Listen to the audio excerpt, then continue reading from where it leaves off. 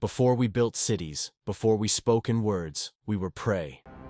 And the beasts that hunted us didn't just shape our fear, they shaped our minds, our fire, our future. The wind howled across the open plains of what would one day be called North America. But in this age, tens of thousands of years before borders, before names, there were only the elements, the beasts, and the people who dared to survive among them. A boy crouched low in the tall grass, his breath shallow, his eyes wide. His name was Kael, and he was barely 12 winters old. His skin was painted with ash and ochre, his hair matted with sweat. Beside him, his older sister Nima held a spear carved from mammoth bone, its tip hardened in fire. They were not hunting, they were hiding. The ground trembled. Kael felt it before he heard it, the deep, rhythmic thud of something massive moving through the earth. Nima's hand shot out, pressing him lower into the grass. Her eyes scanned the horizon, and then they saw it, a mammoth. It towered above the grassland, its tusks like curved ivory blades, its fur matted with mud and frost. But it wasn't alone. Behind it, a smaller one, its calf, struggled to keep pace. And behind them both, the real danger. A pack of dire wolves, lean and relentless, their yellow eyes locked on the calf. Kael's heart pounded. He had seen wolves before, but never like this. These were not the lone scavengers that circled the camp at night. These were hunters, coordinated and fearless, and they were closing in. The mammoth mother turned, trumpeting a sound that shook the air. She charged, tusks swinging, and the wolves scattered, only to regroup seconds later. They were testing her, wearing her down. Kael watched, transfixed, as the dance of death unfolded. Nima leaned close. "We move when they strike again," she whispered. "Stay low, stay fast." Kael nodded, though his legs felt like stone. They had been gathering roots when they heard the commotion. Now they were caught between predator and prey, and the line between the two was razor thin. The wolves lunged, the mammoth reared, slamming one down with a sickening crunch. But another leapt onto her flank, biting deep. The calf screamed, a high, keening sound that pierced Kael's chest. Nima grabbed his arm. "Now!" They ran, through the grass, over the ridge, down toward the river. Behind them, the sounds of battle faded, replaced by the rush of water and the rasp of their own breath. They didn't stop until they reached the edge of the forest, where the trees swallowed the light and the air smelled of moss and old bones. Only then did they collapse. Kael lay on his back, staring up at the canopy. His mind raced, not just with fear, but with something else. Wonder. The way the wolves moved, the way the mammoth fought, the way life and death danced so closely, so violently. He didn't know it yet, but this moment would shape him. That night, back at the camp, the elders listened as Nima recounted what they had seen. The fire crackled, casting shadows on the stone walls. Kael sat silently, replaying the scene in his mind. The wolves, the mammoth, the calf. Elder Toma, his face lined like tree bark, nodded slowly. "The beasts teach us," he said. "They always have." Kael looked up. "Teach us what?" Toma's eyes gleamed. "How to hunt, how to protect, how to think." "You saw them work together, yes? The wolves. That is not instinct, that is strategy. And the mammoth, she fought for her child. That is love. You see, boy, the beasts are not so different from us, and we are not so different from them." Kael didn't sleep that night.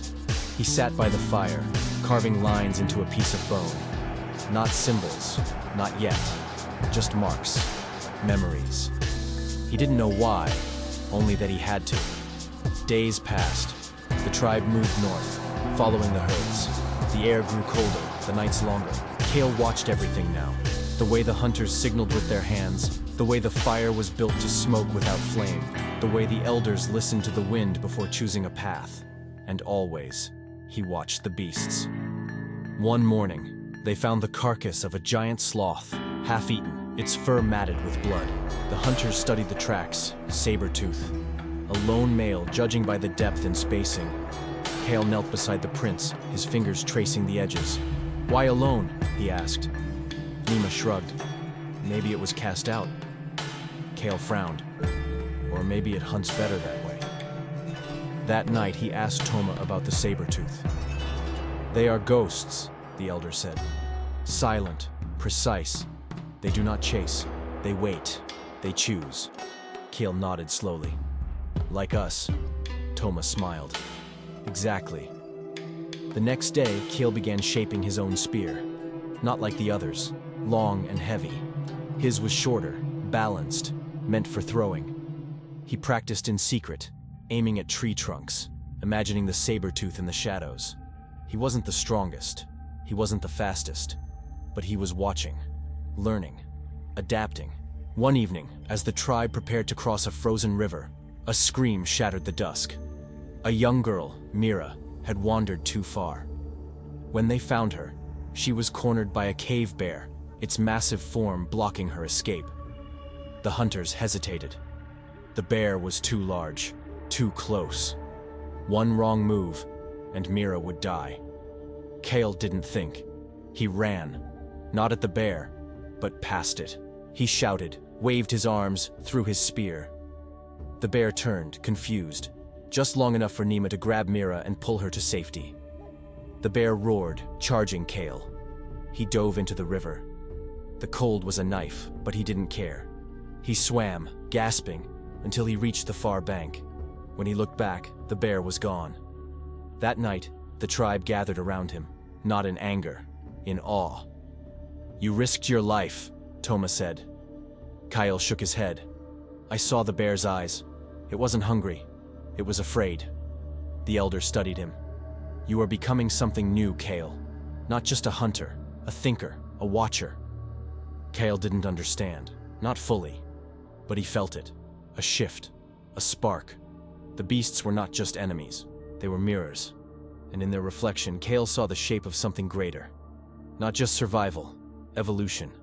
They say survival is instinct. But what if it's memory? What if every fire we built, every tool we shaped, was a whisper from the beasts we feared and followed? The tribe had crossed the river, leaving behind the frozen plains and the cave bear's territory.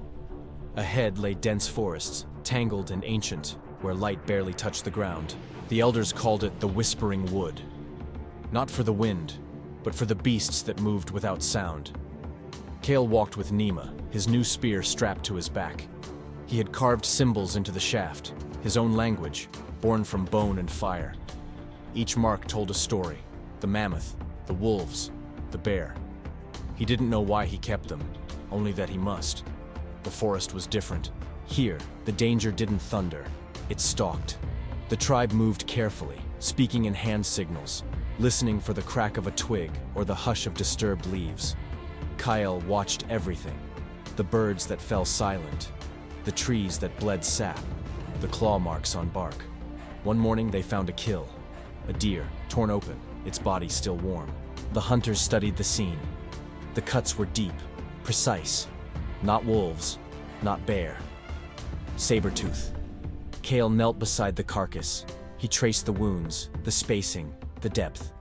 He could see it in his mind. The leap, the bite, the silence. He looked up. It's watching us.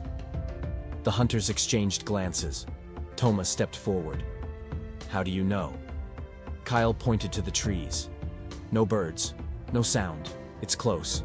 They moved quickly, setting up camp in a clearing surrounded by thorn brush. Fires were kept low. Guards rotated every hour. Kael stayed awake, staring into the dark. That night, he saw it. A flicker of movement, a shadow among shadows. Two eyes, glowing faintly, watching from the trees. The saber-tooth. It didn't attack. It didn't flee. It watched. Kael didn't speak. He didn't move. He simply stared back. And then it was gone. The next day, the tribe debated. Some wanted to move. Others wanted to hunt it. Toma listened, then turned to Kael. You saw it. What do you think? Kael hesitated. It's not hungry, not yet. But it's learning us, like we learn it. Toma nodded. Then we must teach it. They set traps, not to kill, but to warn. Spiked pits, hanging stones, snares. Kael helped design them, using patterns he'd seen in the wolves. He marked the trees with symbols, his own language, growing. Days passed, the saber-toothed didn't return. But Kael felt it, in the silence, in the way the forest held its breath. One evening, while gathering mushrooms, Kael found something strange, a circle of stones, not natural, arranged. Inside it, bones, small, clean, placed with care. He called Nima. She studied the site, frowning. Who did this? Kael shook his head. Not us, not beasts. They returned to camp and told Toma. The elder's face darkened. There are others. Kael's heart raced. They had always believed they were alone, that the world was vast and empty. But now, signs of another tribe, or something else. That night, Kael dreamed. He stood in the forest, surrounded by beasts. Mammoths, wolves, bears, saber-tooths. They didn't attack, they watched. And behind them, shadows shaped like people, but not his people. Taller, painted, silent. He woke with a gasp. The next morning, scouts found tracks, human, barefoot, deep, leading north. Toma gathered the tribe. We follow, carefully. They moved through the forest, tracing the prints. Kael felt a strange pull, fear and curiosity entwined. He marked each tree they passed, building a map in symbols only he understood. After 2 days, they found them. A camp, small, hidden. Smoke rising from a pit, shapes moving among the trees. Kael crept closer with Nima. What they saw made his blood run cold. People, but not like them. Their skin was darker, their eyes sharper. They wore cloaks of bird feathers and carried spears tipped with obsidian. One of them turned and looked directly at Kael, not with surprise, with recognition. Kael froze. The man raised a hand, not in threat, in greeting. Kael stepped forward. They met in the clearing, 2 boys from different worlds. The stranger spoke in a tongue Kael didn't know, but the gestures were clear. Peace, curiosity, respect. They exchanged gifts, a carved bone, a feather, a stone. Kael returned to his tribe, heart pounding. They're like us, he said, but different. Toma listened. Then we must learn. Over the next days, the tribes met, slowly, carefully. They shared food, stories, tools. Kael watched the other boy, Tari, shape fire with a stone he'd never seen. He showed him his symbols. Tari showed him his own. They were building something new. One evening, Kael asked Tari about the saber-tooth. Tari nodded. We call it the ghost claw. It watches, it waits, it tests. Kael frowned. Tests what? Tari smiled. Our fear. Kael understood. The beasts weren't just threats. They were trials, lessons, mirrors. And in facing them, humans became more than survivors. They became thinkers, builders, dreamers. One morning, a scream shattered the peace. A hunter from Tari's tribe had vanished. Blood on the leaves, claw marks. The saber-tooth had returned. Both tribes gathered. They would hunt it, not for revenge, for understanding. Kael led the way, his map of symbols guiding them. They moved like wolves, silent, coordinated.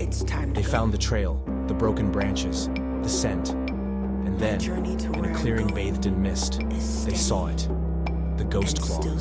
It stood over the body of the hunter, eyes gleaming, muscles tense. Kael raised his spear, but he didn't throw. He stepped forward. The saber-tooth growled, low and deep. Kael met its gaze. I see you, he whispered. The beast paused, then turned, and vanished into the mist. Kael dropped his spear. The tribes buried the hunter, not in fear, in honor.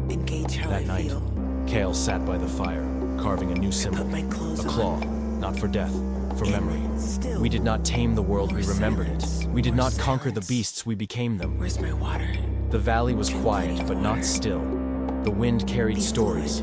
The stones held echoes. The beasts had vanished, but their memory remained. Kael stood at the edge of the river, watching the water move like time slow, relentless, carving the earth without asking. He was older now, not in years, but in weight. His spear was worn, his hands were scarred, his eyes held the forest and the plains and the fire. The tribe had grown children ran between shelters, elders whispered by the flames, hunters returned with meat and questions. Kael listened more than he spoke. He watched more than he hunted. He carved more than he slept. His cave was covered in symbols, spirals, claws, eyes, fire beasts and hands. Each mark a moment, each line a lesson. One morning a boy named Ren approached, his eyes wide, his voice trembling. He had seen something in the northern trees, something large, something silent. Kael followed him through the brush past the river into the shadow of the old forest where the light bent and the air thickened. They found tracks deep, wide, spaced like a beast walking slowly, not chasing, not fleeing, just moving. Kael knelt, touched the earth, felt the warmth, the weight, the memory. He looked up, saw the broken branches, the claw marks, the silence. It was back, not the same saber-tooth, not the same bear, not the same mammoth, but something like them. Something shaped by time and hunger and watching. Kael returned to the valley, gathered. The hunters spoke without fear, without command, only truth. The beasts returned not to kill but to remind. They prepared not with panic, but with purpose. Spears, nets, fire signals. Kael led them north, not to trap, not to chase, but to meet. They moved like shadows, like wolves, like memory. They found it at dusk, standing in a clearing, its fur dark, its eyes gold, its breath slow. It watched them, did not move, did not growl, did not run. Kael stepped forward alone. His spear lowered, his hands open. The beast tilted its head, stepped closer, its muscles tense, its gaze steady.